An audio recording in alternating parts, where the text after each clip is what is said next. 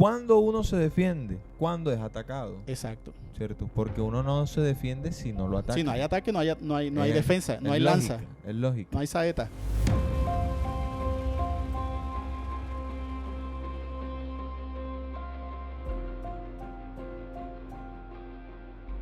Apologética para todos. ¿Cómo defender la fe? Hola a todos, bienvenidos a este video podcast. Nos complace tenerlos acá nuevamente desde sus casas, desde donde nos estén viendo. Queremos este día compartir con ustedes un tema muy gratificante para nosotros y qué bueno que el Señor también ha puesto en nuestros corazones para compartirles de manera muy especial a todos ustedes. Hoy tenemos la dicha, el placer y bueno, un privilegio de tener a dos grandes amigos y más que todo pues familiares de este servidor. Tenemos a Octavio y a Kevin. Buenas noches, un placer estar aquí para compartir un poco de lo que el Señor nos ha brindado. Y bueno, qué bueno que sea, como dices tú, en familia con Octa, que es una persona que bueno, tiene mucho conocimiento y esperemos que podamos disfrutar de este espacio. Muchas gracias, Kevin, muchas gracias, Jesús. Y bueno, que sea el Señor acompañándonos en esta nueva oportunidad de compartir este tema que es tan interesante. Y tan polémico. Sí, muy polémico, Ajá. verdaderamente muy polémico. Pero bueno, de eso se trata, de que podamos compartir en esta oportunidad. Como ya vimos en el título, el tema, hoy vamos a hablar de la apologética, especialmente en eso de cómo defender la fe. Y para empezar en este tema, yo quisiera empezar con una pregunta. ¿Qué es la apologética?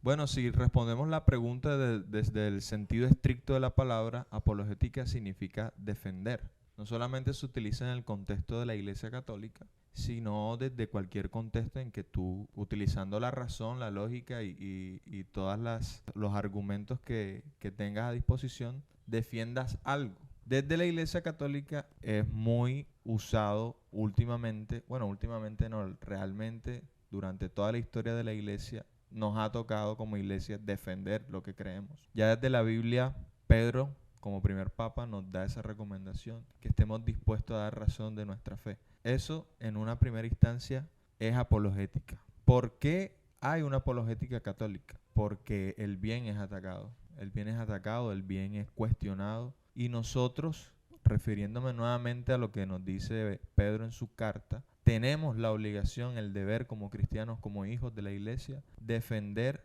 nuestra fe, defender la fe de los errores. A veces no son directamente por odio a la iglesia, sino por ignorancia. Santo Tomás de Aquino, uno de los grandes defensores de la fe, dice que nosotros nacemos en una doble oscuridad, en la oscuridad del pecado y en la oscuridad de la ignorancia también. Entonces, la apologética es una necesidad para nosotros como cristianos porque la verdad es atacada y lo que es valioso, el mal lo quiere destruir. Entonces, la apologética es eso, es defender algo que es valioso, que es nuestra fe. Kevin, y también me gusta esa definición porque lo aterrizamos enseguida desde el punto de vista católico, ¿cierto? Y nosotros hacemos apologética, digamos que todos los días de nuestra vida, porque todo el tiempo estamos dando razón de nuestro existir, razón de nuestro ser, de lo que creemos, del por qué nos gustan ciertas cosas. Todo nuestro sentido de vida es apologético, porque siempre tenemos que dar argumentos de lo que somos y de lo que hacemos, ¿cierto? De alguna manera podemos como tomar esa parte en la parte del derecho cuando dicen apología, ¿cierto?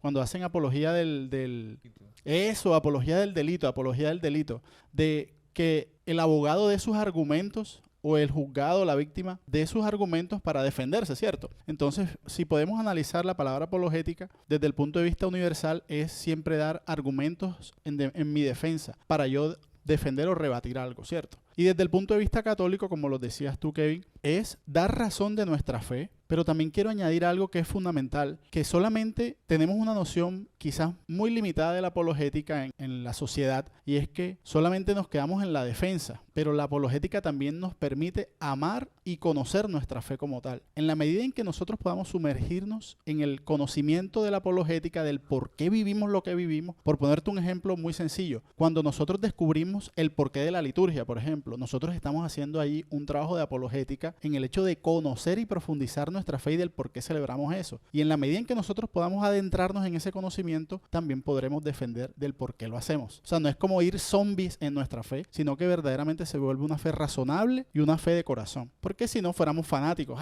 hiciéramos todo por fanatismo, pero no. También hay una parte de la inteligencia que nos invita a defender y a vivir nuestra fe en la parte intelectiva. O sea, nosotros debemos amar al Señor también con nuestra inteligencia y eso hace parte también de la razón de nuestra fe como tal, de nuestra fe católica. Eso que dice Jocta es bastante interesante y también verlo desde el punto, como dijiste, del corazón. Porque es cierto que uno defiende lo que ama.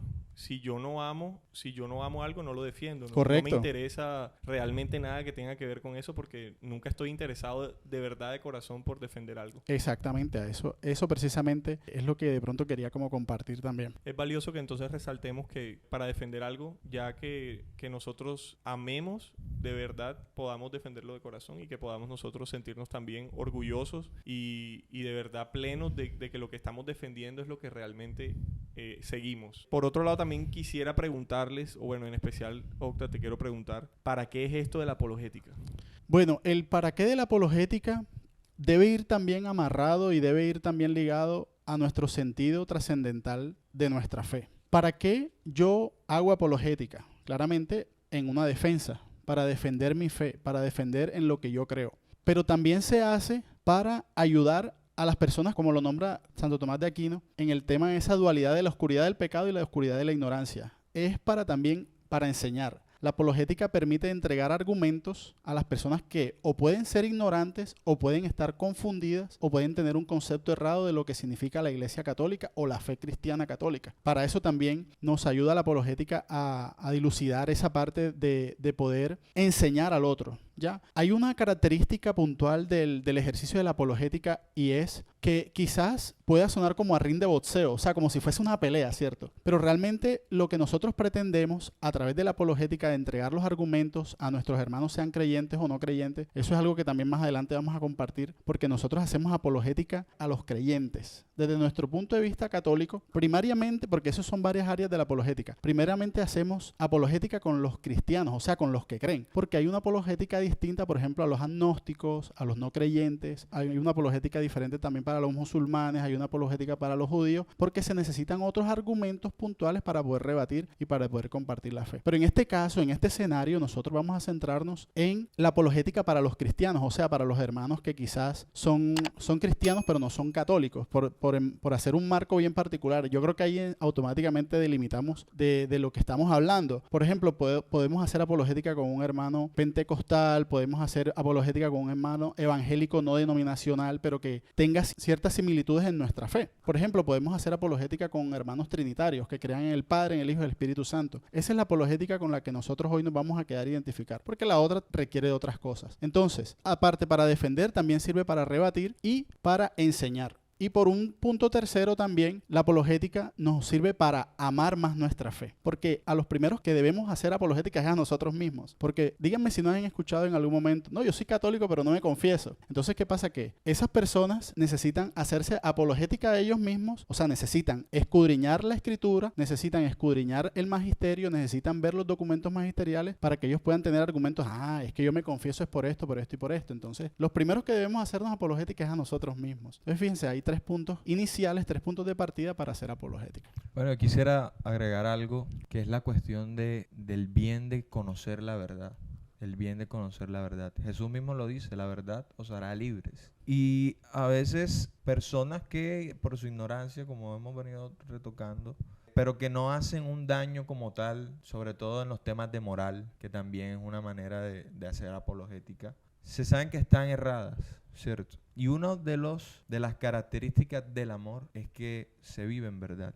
Y el que ama verdaderamente a alguien busca sacarlo de esa ignorancia. Es algo que se nos ha revelado y que creemos porque Jesús también nos lo ha contado y nos lo ha dicho así. Correcto. Entonces, decir la verdad, hablar de la verdad, hacer conocer la verdad, es un bien en sí mismo y debe ser conocido. Solo eso quería agregar. Así es. Este para qué también es a dónde nos lleva. Entonces, ¿a dónde nos está llevando? ¿A dónde nos está queriendo llevar Jesús con todas sus enseñanzas, con todo lo que Él, y siendo esposo de la iglesia, nos quiso regalar, nos quiso mostrar? Y no podemos dejarlo ahí. Tenemos que nosotros también salir adelante y investigar por nuestra cuenta, ser ese para qué ese a dónde vamos a llegar con todo esto que vamos a aprender y que estamos aprendiendo, porque es un camino. Todo esto que estamos haciendo realmente es un camino. Y en este camino especialmente quisiera hablar de esas herramientas, o sea, ese tipo de herramientas que nosotros tenemos día a día, ese tipo de herramientas que las tenemos ahí a la mano, incluso en internet, que tenemos, que nuestra iglesia nos regala. Esas herramientas, ¿cuáles son? ¿Cómo podemos nosotros tener acceso a ellas? ¿Cómo nosotros podemos aprovecharlas al 100%?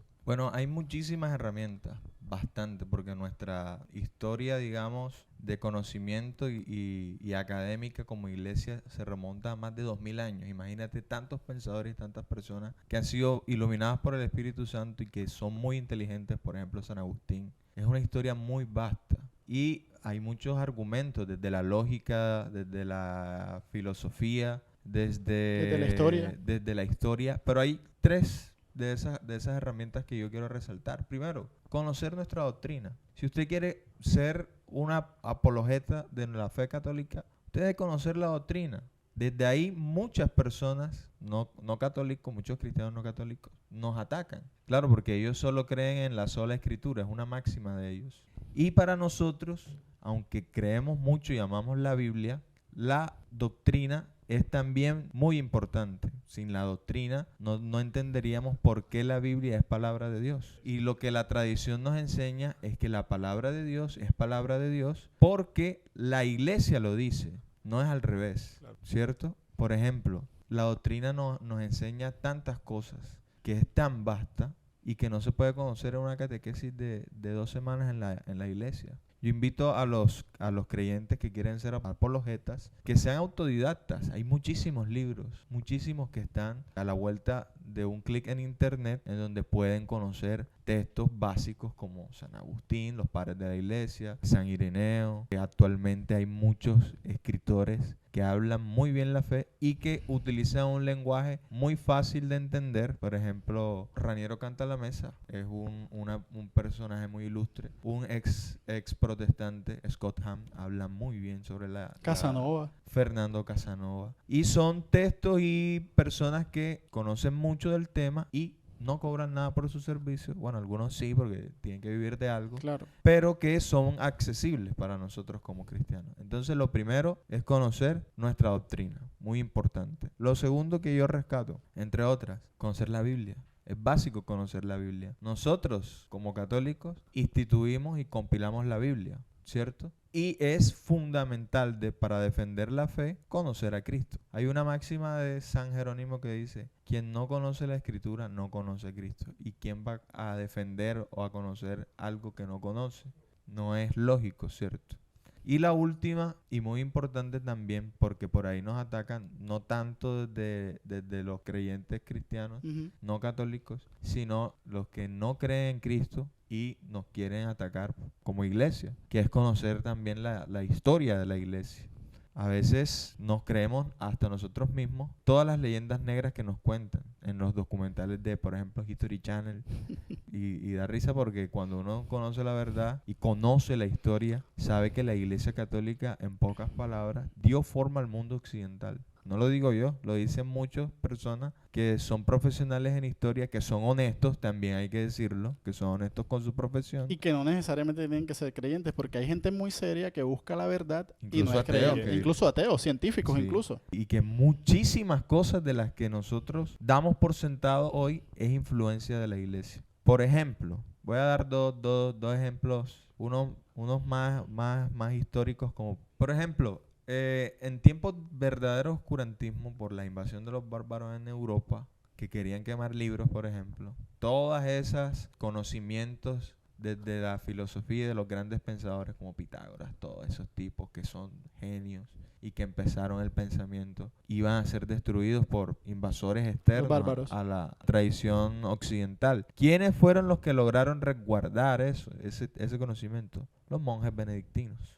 Y la misma historia nos cuenta, y si revisamos, nos damos cuenta que los monasterios católicos, fueron los que dieron forma y ayudaron muchísimo a gente durante tiempos oscuros de la humanidad, ¿cierto? Nosotros tenemos un santo de la cerveza, San Arnulfo de Metz, no porque sea un borrachón, sino porque tiene que ver con la creación de la cerveza. Hay un detalle, Octa, no sé si tú lo sabías, Y a mí me sorprendió cuando me di cuenta de que la famosa champaña Ujú. Dom Perignon es a honor de un monje católico. Y así podemos ver ejemplos en la música. El do, re, mi, fa, sol hace parte de un escrito católico y de ahí se tomó De ahí se toman el nombre de las notas. San José de Calasanz, si no me equivoco, es el precursor de las escuelas públicas en el mundo. Sí, incluso el modelo que nosotros hasta hoy podemos disfrutar de la metodología y de la estructura universitaria es católica.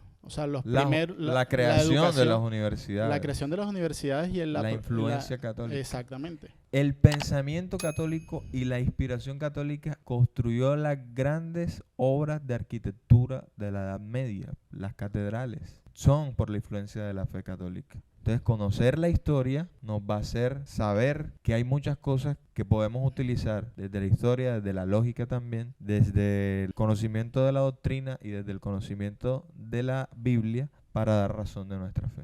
A mí me gusta mucho esa parte de la historia en el tema de la apologética. Lo que pasa es que la gente es muy floja. La gente es muy floja y trae entero en cuanto a la historia. Hay mucha gente que tú comienzas a hablar la historia y la gente se aburre, la gente se duerme. Tú comienzas a hablar, por ejemplo, Mesopotamia o alguna civilización en particular, los egipcios, o qué sé yo, cualquiera, y la gente se aburre. Y eso es algo que nosotros, por nuestra naturaleza, debemos romper. O sea, el deseo de la verdad, el deseo natural de la verdad, me debe a mí invitar, instruirme. Por eso, uno de los ejes fundamentales de la apologética es la historia, porque nos coloca en espacio y tiempo qué pasaron incluso alrededor del cristianismo. Por ejemplo, en algunas civilizaciones, Flavio Josefo, por ejemplo, que es un historiador de un poco más después del tiempo de Jesús, que no era creyente. Y uno dice, epa, es bueno tener paralelos para poder hacer como un esquema mental, o un esquema, sí, puede ser un esquema mental para poder entender, unir e entrelazar las verdades de nuestra fe. Por eso es súper importante la historia. Pero lastimosamente hoy la gente desconoce nuestra historia. El Vaticano II,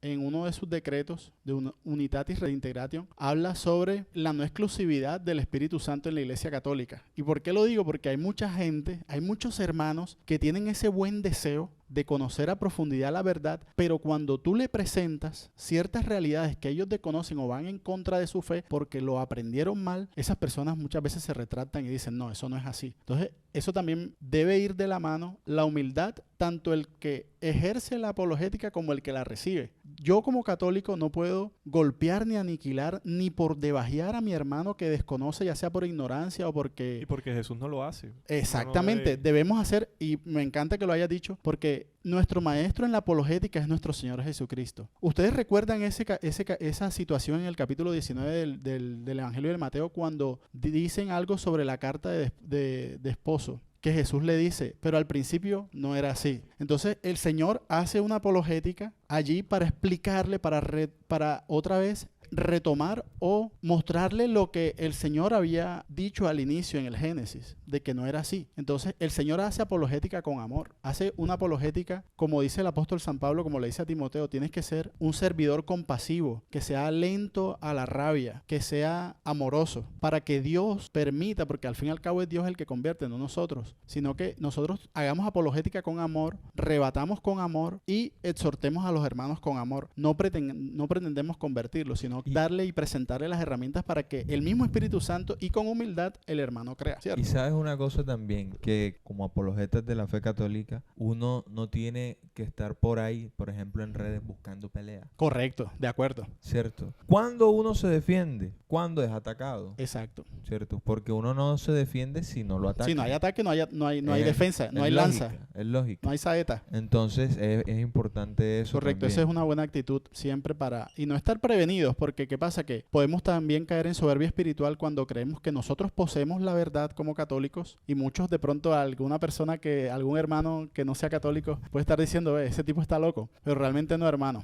Hay que darnos la oportunidad, darnos verdaderamente la oportunidad con un corazón humilde, como lo decía nuestro hermano Kevin, y esperando que sea el Espíritu Santo el mayor apologeta en esos momentos. Por eso es necesario siempre también establecer, cuando uno va a hacer apologética, un plus doy allí, cuando uno va a hacer apologética, tiene que establecer establecer unas estrategias o tiene que establecer unos parámetros, porque si no se vuelve una pelea loca y tú me Hacerlo dices... con responsabilidad. Exacto, tú me dices, yo te digo, no, se trata de organizar bien para poder hacer apologética. Pero bueno, eso creo que lo podremos...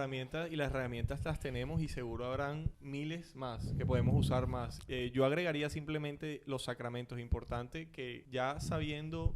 Bueno, tratando de indagar, de buscar, de que nosotros investiguemos, de nutrirnos de todo lo maravilloso que tiene nuestra iglesia, también podamos nosotros vivir los sacramentos, que podamos vivir la confesión, que podamos vivir Eucaristía, que podamos pues hacer los sacramentos de iniciación, que ya tenemos entonces bautizo, confirmación, matrimonio. Importante que los podamos vivir. Y también, bueno, estos días estuve en el taller en la conferencia de Christopher West, y él decía algo importante que me marcó bastante cuando lo escuché por primera vez, porque para mí, bueno, primera vez que lo escucho, y es ver la vida, ver el mundo sacramentalmente. Correcto. Qué Que hermoso. nosotros tengamos esa virtud, ese don de ver el mundo sacramentalmente, ya te cambia la vista completamente. Incluso, ahora que dices eso, el mismo mundo, la misma naturaleza, la misma creación, te hace apologética a ti. Correcto. Te hace apologética a ti mismo para que tú, al contemplar la creación, puedas entender, así lo dice también un proverbio, entendiendo la naturaleza, creo en Dios. Entendiendo la naturaleza, puedo ver las maravillas de Dios. O sea, de una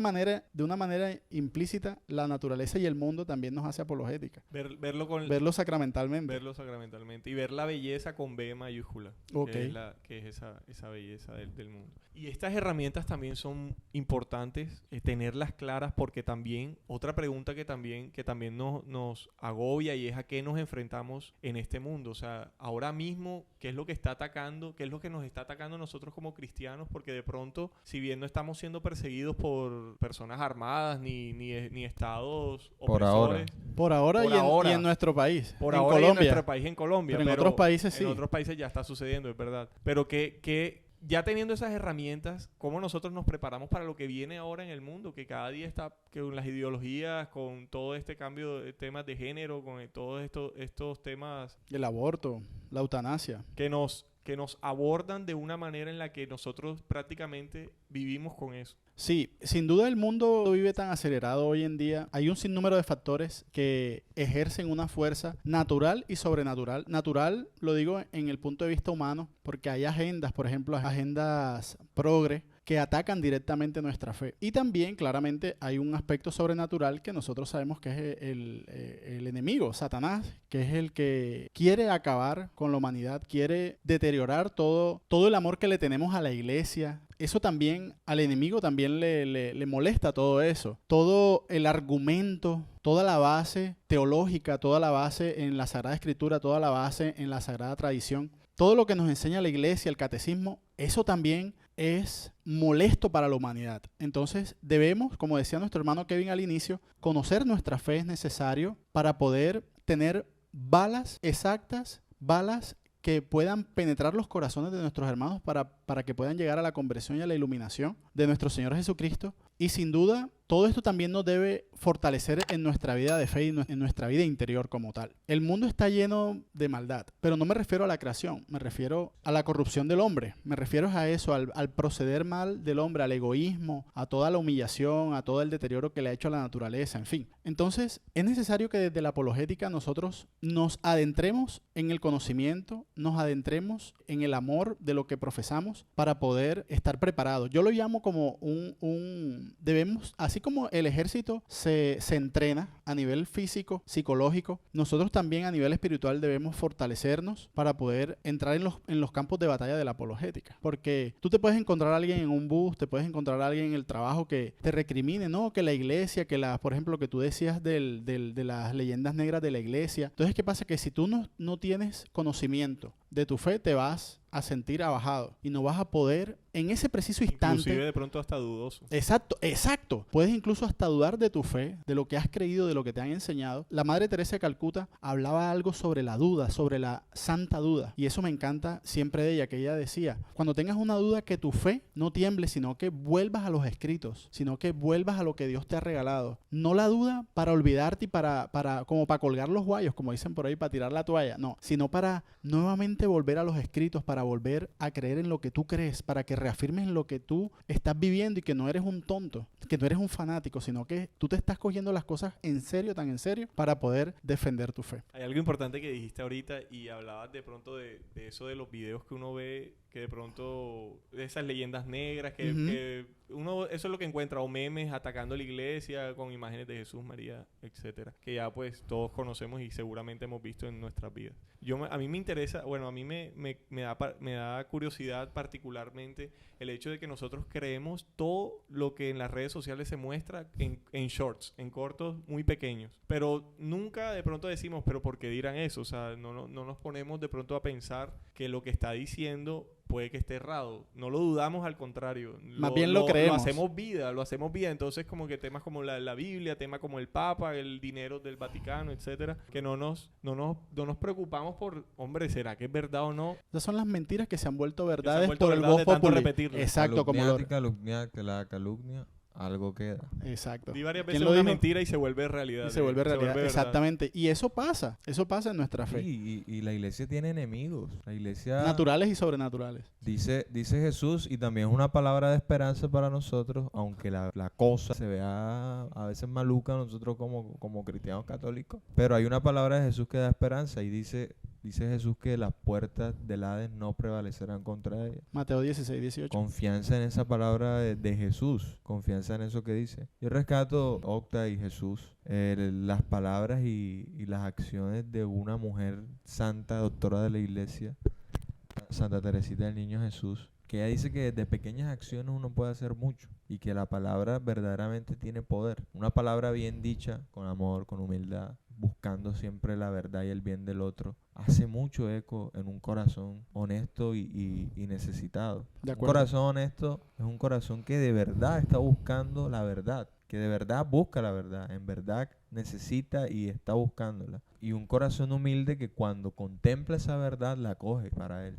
Y la hace vida. Sí, y la hace vida. A contrario del diablo, porque el diablo es el mejor teólogo, es el diablo. Total. ¿Cierto? Sí, el más astuto y el más tiene mucha pero más inteligencia. Pero no tiene la humildad de adorar a Dios. No lo tiene. Así es. Uno no puede caer en soberbia de entonces porque yo soy el que más sé, tú estás mal, entonces tú no haces parte de mi combo. O sea, ustedes son amigos míos solo porque saben y porque ustedes me enseñan o porque yo sé, incluso aquí la persona que nos están grabando, ellos saben, entonces ellos son los que graban porque esa actitud en vez de reunir, aleja. Claro, porque hacemos un círculo tan cerrado y complejo que nadie puede entrar a él. O sea, ¿quién va a querer entrar aquí? Eso es algo clave y me encanta eso que dice Kevin, porque la apologética siempre debe llevar a la unidad. Hay algo curioso en la historia de la apologética y es, yo por ejemplo, particularmente yo no entiendo por qué si hay tantos hermanos cristianos no católicos, ¿por qué no se unen? Exacto, o sea, ¿por qué no vuelven a las iglesias históricas, por ejemplo, a los luteranos, episcopales, calvinistas, metodistas? ¿Por qué no todas las nuevas comunidades cristianas, por qué no retoman y no van a esas iglesias históricas para unirse, para mantener la unidad? Eso es algo curioso que desde la apologética deberíamos hacernos las personas que no son católicas. Como sea, porque yo estoy en esta comunidad. ¿Cuál es mi argumento para estar en esta comunidad? Yo debo preguntarme por qué estoy aquí. Y bueno, como último punto, quisiera que alguno de los dos, no sé, nos diera un testimonio, un corto testimonio. De pronto, yo en mi vida cotidiana, cómo me enfrento ante ataques hacia mi religión, hacia mi creencia. Porque estos ataques los encontramos en el trabajo, con tu familia. Pienso yo que la familia es el núcleo más difícil de evangelizar. Y es porque es el que más amamos realmente. Y nos encontramos con muchas realidades en nuestra familia, incluso en nuestro trabajo, incluso con nuestros amigos, en nuestras amistades, nuestra vida cotidiana. Bueno, a mí particularmente en mi trabajo, yo trabajo pues en un ambiente publicitario. Hay muchas personas de varios credos, muchas creencias, pero mi primicia es siempre amar a mi hermano. Amar a mi hermano aunque no profesemos la misma fe. He tenido momentos hermosos, maravillosos con personas. Por ejemplo, tengo una persona muy cercana que es agnóstica y en algún momento de la vida, de nuestro trabajo, me dijo, tú eres de los pocos católicos que conoce, defiende su fe, pero no anda condenando a todo el mundo. Ya, y eso me llamó la atención, porque realmente siento como que de alguna manera estoy haciendo algo bien. Entonces, una herramienta que yo uso con mis compañeros de trabajo o con las personas del común o incluso personas que no son católicas es la herramienta filosófica de la mayéutica. Muchas veces nosotros queremos responder preguntas a personas, pero muchas veces por alguna circunstancia no les respondemos las preguntas. Entonces, por eso yo acudo a la mayéutica para que esa misma persona se pregunte, esa misma persona llegue al conocimiento. Ya le doy como las herramientas para que esa persona se inquiete y pueda buscar, pueda indagar o pueda esa misma persona decir, hombre, sí, esto pueda que tenga esta lógica, esta razón. No siempre, ojo, pero sí es bueno hacerlo. O sea, es bueno darle los argumentos, pero no siempre es la misma táctica, porque también tenemos que saber diferenciar con qué personas o con qué hermanos nosotros estamos tratando. Entonces, desde el punto de vista a mí me ha servido la apologética, uno, para enseñarle a mis hermanos, pero desde el punto de vista mayéutico, ese por decir un ejemplo particular. Y segundo, a mí particularmente me fascina la apologética porque puedo crecer en el conocimiento de mi fe. Entonces puedo vivir mejor, por ejemplo, la liturgia, que me fascina. Al yo poder adentrarme en los documentos magisteriales, en los aspectos de liturgia, puedo disfrutar más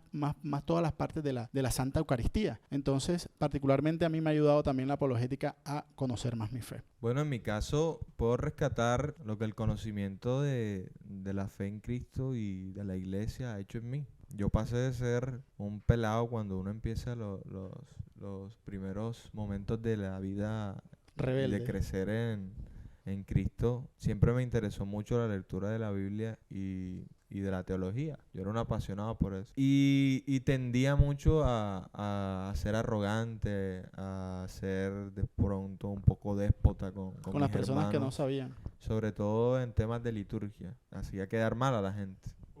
Juzgabas Sí. todo el tiempo. Pero la apologética también me enseñó humildad. Porque muchas veces, y recuerdo un caso concreto, en donde precisamente esas palabras de que en vez de acercarme me estaba alejando con tu actitud. Eso, como dice una parte de la escritura, atravesó mi corazón. Yo recuerdo ese momento. Y entendí que lo importante es acercar a la persona a Dios. Que eso es lo único importante en la apologética. Entonces, bueno, bendito sea Dios que me dio esa gracia y que hoy puedo, pues, igualmente necesitamos mucho siempre estar en constante crecimiento porque la doctrina y el conocimiento de Dios, como Dios es infinito, Dios es eterno, entonces el conocimiento en Dios es también muy vasto, ¿cierto? Y estamos en constante crecimiento. Pero eso es lo que puedo decir. Yo tuve la bendición y bueno, gracias a Dios que me llamó con lazos de amor. Yo me encontré primeramente con un Jesús amoroso, con un padre que recibe a su hijo pródigo y más adelante ese mismo amor fue lo que me hizo descubrir todos estos tesoros que tenía nuestra iglesia. Todo esto a lo que estaba llamado a hacer también sacramentalmente. Y bueno, la apologética realmente también me ha servido para entender un poco más mi fe y particularmente, bueno, yo como Octa también comparto el amor por la liturgia, también me gusta demasiado. Yo también, ¿eh? Bueno, Tú también. por los tres compartimos eso y es importante, bueno, para mí es importante una Eucaristía, una misa bien celebrada, todos los sacramentos, vivirlos a plenitud y bueno, como les comentaba ahorita, vivir una vida sacramental. Y bueno, hemos llegado al final de este video podcast. Desde ya agradecerle al Señor por pues habernos traído a los tres y bueno, a las personas que están detrás de cámaras también a este momento que podamos compartir en fraternidad y amistad y en familia también, ¿por qué no? Sí, muchas gracias. Hasta una nueva oportunidad. Si quieren otro capítulo sobre este tema, pues déjenlo en la cajita de comentarios. Más adelante.